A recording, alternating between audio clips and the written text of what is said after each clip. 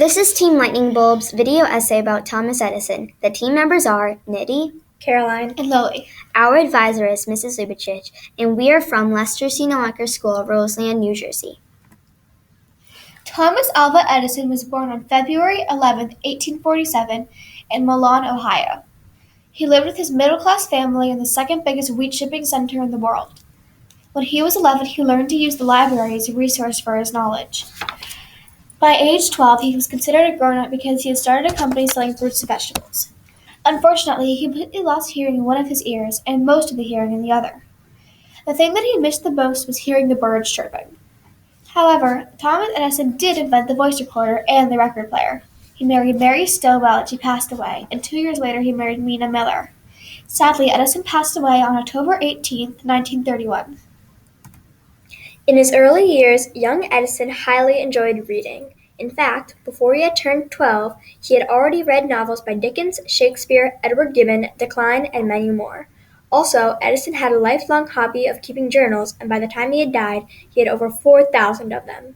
He also loved Morse code. In fact, his first 2 children were nicknamed Dot and Dash. He also proposed to his second wife using Morse code. Some of Edison's beliefs were taught to him by his mother. Don't give up if you fail. Keep trying. Learn with your mind in your hands. Not all value in life comes from books. See the world. Don't stop learning. Go read the entire panorama of literature. In fact, we inferred that he used these principles in every invention he failed and succeeded in, considering his continuous fails of the efficient incandescent light bulb. This Wizard of Menlo Park has greatly influenced the way we see the world day and night. Contrary to belief, Thomas Edison did not invent the light bulb. Light bulbs at that time were not efficient. They were short-lived, unreliable, and really expensive. You may think of Edison as the inventor of the incandescent light bulb, but that was actually a feat reached by Joseph Wilson Swan, a British physicist. One of Edison's successful inventions was the phonograph. This invention is one of Edison's first great inventions. This device can record a voice and play it back. The first recorded message on it was Thomas speaking, "Mary had a little lamb." Another famous device was the famed Thomas Edison's innovation, the light bulb. Thomas Edison invented and innovated many devices, many of which are still used today, but not many were successful. Something that had always intrigued Edison was how to create a realistic way to mine iron ore. Unfortunately, this was a problem which he could never really figure out, and he lost most of his money along the way. Edison had also tried to invent the talking doll, in which the main part was a phonograph, which he had invented. In the end, it never really worked out because it was very delicate, and when kids dropped the doll, the phonograph inside would break, and the doll wouldn't work. Also, you couldn't understand the words it said.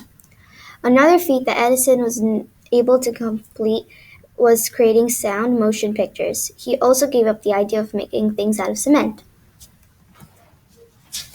Edison would probably be considered a celebrity in our modern world, considering the fact that his inventions and innovations were a major building block in our society.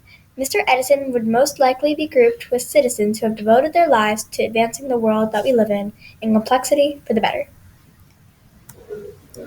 Mr. Edison always loved birds, and eventually he had an aviary containing over 5,000 of them.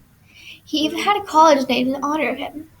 Even though the average person would find it difficult having limited hearing, Edison found the opportunity to be more focused on his experiments. His favorite holiday was the 4th of July, and that's when he made his own fireworks. Something many people don't know about Thomas is that he thought that regular bathing was unnecessary, and sometimes he went many days without it. The citations listed were used to find all of the information presented in our video essay about the inspiring inventor Thomas Edison.